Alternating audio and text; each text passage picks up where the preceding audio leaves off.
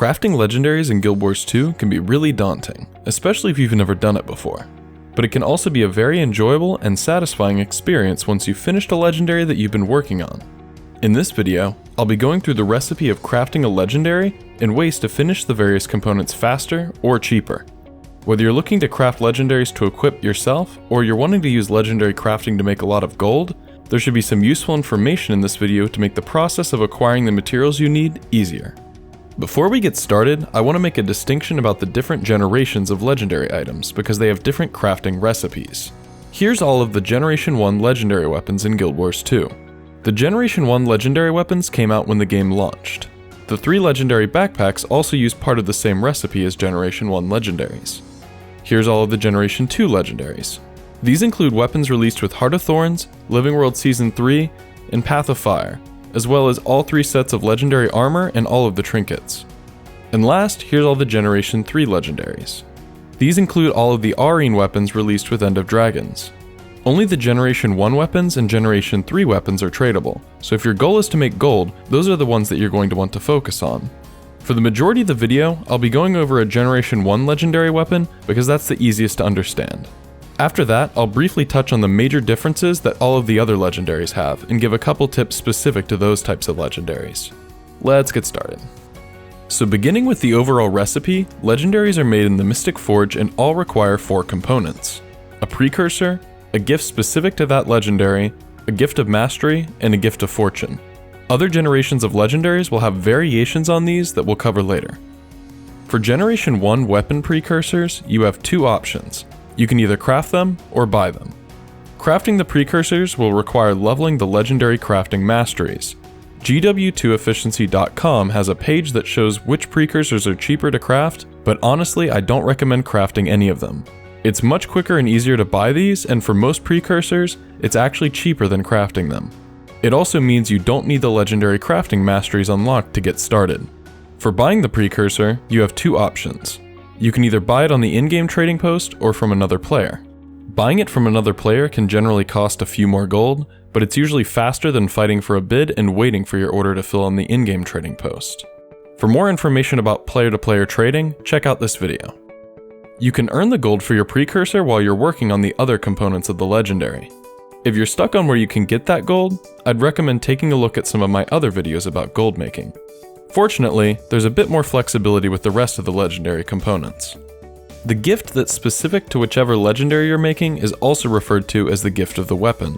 This gift requires 2 crafting disciplines leveled to 400, which are different depending on which weapon you're crafting. You'll have to go to Miani, also known as the Forge Wench, and buy the 2 recipes you need for that specific weapon before you're able to actually craft the components.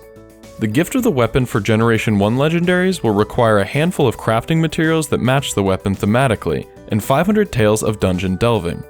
You can now easily get 500 taels of dungeon delving by running 5 different explorable dungeon paths.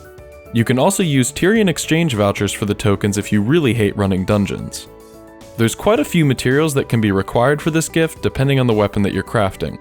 If you've been hoarding your crafting materials diligently, you'll probably find that you have a lot of what you already need in your material storage. Target farming whatever you're missing for this gift will generally not be worth doing, but using spirit shards to convert cores into lodestones could potentially save you a bit of gold if the gift you're trying to make requires lodestones. Check the spirit shard page on GW2efficiency.com to make sure that the lodestones that you need are worth converting. In general, my advice here is to leave these materials until the end of your crafting process and passively acquire as much of them as you can. Seriously, hoarding will go a long way here. While you're doing this, you can work on the remaining 2 components of the legendary. Then, do whatever gold making method you prefer to acquire the necessary gold to buy the remaining materials that you need for this gift. Next, we have the Gift of Mastery. This requires several account-bound components to craft. We'll start with the easy ones. You can purchase the Bloodstone Shard for 200 Spirit Shards from the Mystic Forge Wench, Miani. You'll acquire Spirit Shards from gaining experience after leveling your Mastery tracks and from Tomes of Knowledge that you use on level 80 characters. If you're crafting your first legendary, you probably already have enough. The quickest and easiest method of acquiring 250 Obsidian Shards is to complete the Temple of Balthazar meta event in the Straits of Devastation. This opens up a vendor that will sell them for 2,100 karma each. Another effective option is purchasing them in the Living World Season 3 maps for 100 unbound magic and 96 copper. You can buy obsidian shards with volatile magic in the same way, but I don't recommend doing that, and I'll explain why later. You'll also end up getting some obsidian shards from reward tracks in PvP in World vs. World, login rewards, and silver wastes if you farm it. The Gift of Battle is acquired from reaching the end of the Gift of Battle reward track in World vs. World. This part can be a bit off-putting for PvE only players, but there's a few things that you can do to make it easier. First, you can do your dailies in World vs. World instead of doing the PvE ones. This gives you potions of reward track progress and can help you earn your Gift of Battle more easily over time. Second, you can flip camps in the Borderlands maps. You start by capturing things until you reach Tier 6 participation, and then you just have to capture one camp every 10 minutes to maintain it. Every 5 minutes, you'll receive progress on your reward track and be closer to your Gift of Battle. Without any boosts, this takes about 7 to 8 hours of playtime to finish a reward track, but you can easily acquire a guild reward track boost for free and purchase experience boosters with laurels to reduce the time required to under 5 hours. There's a few other reward track boosts that you can use if you want to, like Black Lion boosters, Festival Gobblers, a World vs. World reward track enrichment for your Ascended Amulet, and Celebration or Birthday boosters. Some of these are a bit harder to access though. Finally, you can always just look for active World vs. World squads on the map or in the LFG and choose to run with them. Your success doing that may vary. 2 Gifts of Exploration are acquired from completing exploration in all maps in Central Tyria. This is the largest time commitment of the entire Generation 1 Legendary crafting process. I really recommend new players to do their first world exploration organically, but if you really want to speed things along, there's several third-party overlays that you can use to show you efficient routes for completing each map. Guild Wars 2 Taco has map completion routes that are relaxed and go through each map without waypointing in the middle of the run. If you want to optimize your world exploration even more, you can get the Taze Trails add-on for Taco as well.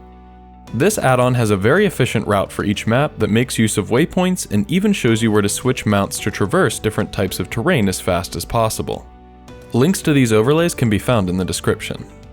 If you're interested in legendary crafting to make gold, it's worth noting that you can actually sell your Gift of Mastery to other players and get the majority of the profit out of it without needing to have the materials to craft the legendary yourself. Again, I'd recommend watching my video on player-to-player trading and then checking out the Discord featured in that video for further instructions on how to do that, if you're interested. As the name might imply, the Gift of Fortune is the most expensive component of a Generation 1 legendary weapon. It requires 250 globs of ectoplasm, 250 of every Tier 6 trophy material, and 77 mystic clovers. The globs of ectoplasm come primarily from salvaging rare gear with a mystic or silver-fed salvage kit, with an average drop rate of 0.85 ectos per piece of gear that you salvage. You can reduce the cost on these by simply playing the game and acquiring more gear to salvage. There's a few strategies to reduce the cost of Tier 6 trophies. The first one is to do Tier 5 to Tier 6 promotions in the Mystic Forge if you have the extra spirit shards to do so. You can save even more gold by salvaging ectos with a mystic or silver-fed salvage kit to get the crystalline dust that you need for these promotions, because it's almost always cheaper to do that than to buy the dust directly. You can use the Guild Wars 2 efficiency page on spirit shards to get a rough idea of the most profitable Tier 6 material to promote, or you could make your own spreadsheet to calculate that in more detail. Another strategy is to use volatile magic to purchase trophy shipments in the Living World Season 4 maps. These give Tier 5 and Tier 6 trophy materials. You can keep the Tier 6 materials and convert the Tier 5s up to make even more Tier 6. This strategy will require you to farm volatile magic through LS4 trains or Dragonfall, which are covered in this video. Using trophy shipments and promoting the Tier 5s can reduce your cost basis on the Tier 6 trophies for your legendary by about half. Finally, you can buy Tier 6 crafting bags from the Laurel vendor to reduce the amount that you have to spend on Tier 6 trophies. The easiest way to acquire mystic clovers is to gamble for them in the Mystic Forge with this recipe, which has roughly a 1 in 3 chance of giving a clover. This can get pretty expensive, so I'll cover some cheap alternatives. The first is the Chest of Loyalty at the end of your 28-day login reward calendar, which will give you 7 mystic clovers for free if you choose the legendary crafting materials option.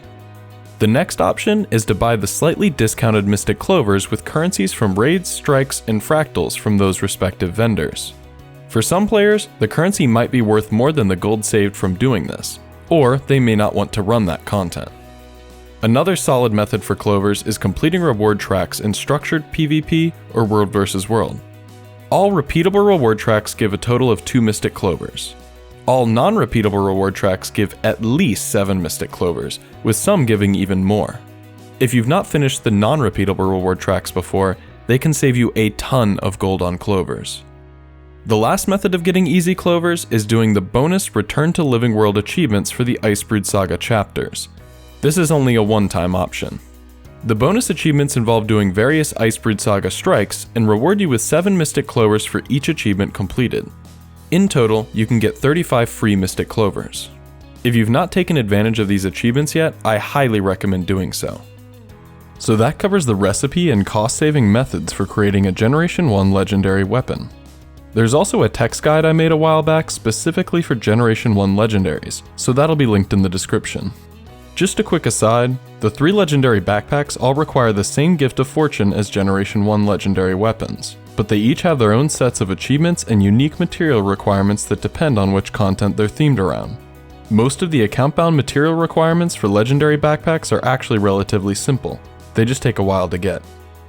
Now, I'll move on to differences that Generation 2 legendaries have from Generation 1, and how you can save gold when making a Gen 2.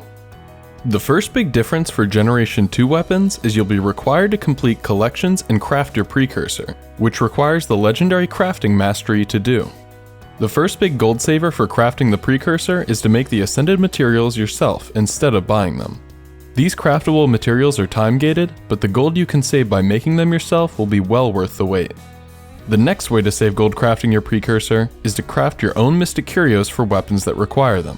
Use your own Mithril and Elderwood from salvaging your own gear and make these yourself. You'll save a ton if the weapon that you're making needs them. You can also buy chests of legendary shards from weekly festival vendors to get your legendary shards for free, but it will take a very long time to get enough of them from doing that alone. There's several differences with the gift of the weapon required for Generation 2 legendaries. It requires 250 Memories of Battle, which you can obtain from World vs. World if you don't want to buy them. It also requires a Ball of Dark Energy, which is best obtained from salvaging ascended weapons and armor. To save on this, you can participate in raids and fractals and salvage ascended gear that drops from that content, so you don't have to craft gear to salvage. If the legendary you're making requires legendary shards for this gift, you can save gold by crafting your own Mystic Curios and buying chests of legendary shards from festival vendors, same as when you're crafting your Precursor. The Gift of Mastery for Generation 2 legendary weapons will either be a Gift of Maguma Mastery or a Gift of Desert Mastery, with some weapons requiring a Gift of Maguma and others letting you choose between the two. Taco and Taze Trails both have routes for Heart of Thorns and Path of Fire exploration as well, so you can use those to help you if you'd like. For Heart of Thorns exploration, you'll save a lot of time by participating in a Hero Point train. This is because many of the hero challenges are designed to be completed in a group. Because the exploration is so much shorter for these Gifts of Mastery than for the Central Tyria version, you'll have to do map events and metas to acquire various currencies to craft these Gifts of Mastery. Depending on which of the 2 Gifts of Mastery you're crafting, you'll also need crystalline ingots or funerary incense. These are going to require currencies from the corresponding maps, as well as ectos and amalgamated gemstones to craft. Again, ectos will come from just playing more content in the game. If you don't want to buy the amalgamated gemstones, they can be obtained from Hero's Choice chests, which you get for completing the various Heart of Thorns, Path of Fire, and End of Dragons meta events once per day. Instead of a Gift of Fortune, Generation 2 legendaries require a Mystic Tribute. This uses 250 Mystic Coins instead of 250 ectos, and replaces some of the Tier 6 trophies with Tiers 3, 4, and 5. The recipes for each of the trophy gifts will also need to be bought from the Forge Wench. Mystic Coins are heavily time-gated, and more than likely, you'll just need to buy some of them. Tier 3 and 4 trophies can drop from Drizzlewood Coast chests and reward tracks, but the easiest way to get them is just to buy Tier 3 and 4 material bags from a Laurel vendor with your spare Laurels.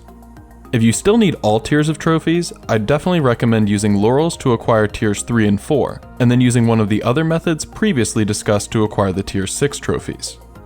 For cheap methods of obtaining your Mystic Clovers, refer back to the Gift of Fortune section of the video. Legendary armor, trinkets, runes, and sigils require similar tradable materials to Generation 2 legendary weapons. For armor, runes, and sigils, you'll need provisioner tokens, and you can use this faction provisioner page on the wiki to see what the cheapest things to trade for them are. The cheapest options will be account-bound items like obsidian shards and reclaimed plates, but you'll also need those items to craft the legendaries themselves, so make sure you have extra before using them for provisioner tokens. For legendary runes and sigils, you can acquire the symbols and charms slowly over time by salvaging your own green and rare gear drops. Just a reminder, this diagram is a decent and relatively simple way to process your gear. The various types of legendary armor and the different legendary trinkets all have different requirements for account-bound materials that are a bit too long-winded to cover in this video. The general theme of the account-bound materials required for these legendaries is you're going to have to do a type of content like raids, world versus world, or a particular season of the Living World story, and you're going to have to do a significant amount of achievements or spend a lot of time playing that content. There's no real way around it. For Generation 3 legendary weapons, you still have the choice between buying or crafting the Precursor, just like with Generation 1 weapons. In this case, crafting can save a little under 100 gold for most Precursors, but the amount of time it takes to acquire the account-bound materials needed makes crafting them not appealing for most players. You do have the option of completing the Return to Living World achievements for one free Generation 3 Precursor of your choice, but you can only do that once. Otherwise, these Precursors are fairly inexpensive, and earning gold to buy them should not prove to be too big of an obstacle for most players. If you need more ways to earn this gold, I'd advise checking out my other videos on gold making. The gift of the weapon for Generation 3 legendaries is quite different. Like Generation 2 legendaries, you can cut down on the cost by playing World vs. World to earn your own memories of battle, and you can potentially get a free ball of dark energy and content like raids and fractals. However, there's a few other unique parts to the recipe for this gift. First up are Lamplighter badges. You can get these by finishing exploration of End of Dragon zones, but that only gives you 4 of the 10 that you need. If you don't want to buy the other 6, you can complete the repeatable Jade Lantern lighting achievements to get them for free. Doing one of these achievements also rewards you with more map exploration gifts that you can trade in for more Lamplighter badges at one of the heart vendors. This means that you can get 2 Lamplighter badges from doing 1 Lamplighter achievement. Next, we have the Hydrocatalytic reagents, which can be purchased from various End of Dragons merchants for a total of 2,500 research notes. The Fast Farming site has a calculator that shows cheap methods of obtaining research notes, so you can save a decent amount of gold by using that. It's linked in the description. If you have extra Ascended gear chests, you can also use those to get a lot of research notes for cheap. You might have to stat change certain pieces of gear to turn them into the craftable variants before you can use them for research notes. Still, that's cheaper and easier than the other options available. The Gift of Jade Mastery for Generation 3 weapons also has several differences from the Gifts of Mastery from Generations 1 and 2. First, you'll need 100 Antique Summoning Stones, which can get really expensive if you're buying them from other players or the trading post. To cut down on this, you can get 1 for free every day by doing the Dragon's End meta. You can also buy 5 of them from this vendor in Arborstone every week from various other materials and currencies. Doing this requires the Globalization Mastery. The next most expensive components for this Gift of Mastery are the chunks of ancient ambergris or ambergris. You can farm these by fishing or by killing leviathans in Seitung Province and New Kaining City, and easily reduce your cost. The Gift of Jade Mastery also requires 5 blessings of the Jade Empress, which can be purchased from the Keepers of the Jade Vault for a total of 2,500 Imperial Favor. The Imperial Favor is obtained from completing various events and consuming writs from the End of Dragons maps. You'll also need Jade Runestones and chunks of pure Jade, which you can easily acquire over time by looting chests and harvesting nodes in the End of Dragons maps. Of course, the Gift of Jade Mastery will require End of Dragons exploration, which you can do by map completing or by doing the repeatable lantern lighting achievements. Guild Wars 2 Taco and Taze Trails have routes for both to make it easier if you want to use them. Instead of a Gift of Fortune or Mystic Tribute, Generation 3 legendaries require a Draconic Tribute. This requires Tier 3, 4, and 6 trophies just like Generation 2 legendaries, and the same recipes, so the same tricks apply that were discussed in that section of the video. Fortunately, Generation 3 legendaries only require half of the amount of trophies that Generation 2 legendaries do. You'll also only need half of the Mystic Clovers, and all of the advice from the Gift of Fortune section of the video still applies to the clovers here. The only noteworthy difference beyond that is the 5 amalgamated draconic lodestones, but it doesn't always save you gold to craft them. Remember, if you're making Generation 3 Legendaries to equip yourself, you might also be crafting the different variants as well. The variants require some of the same materials that have already been covered in this video, so just remember to try and save gold on those as well. So that just about wraps up the major ways to save time and gold when crafting Legendaries. Obviously, I didn't cover every single material and every single method available, so if you have a specific recommendation that I missed, feel free to leave a comment about it. It's always good for players to have more options to help them reach their goals. I hope this video was helpful, regardless of whether you want to craft Legendaries to make gold or equip them yourself. If it was, I'd appreciate you taking the time to give it a like, and maybe even subscribe if you want to see more gold making videos in the future. Thanks for watching.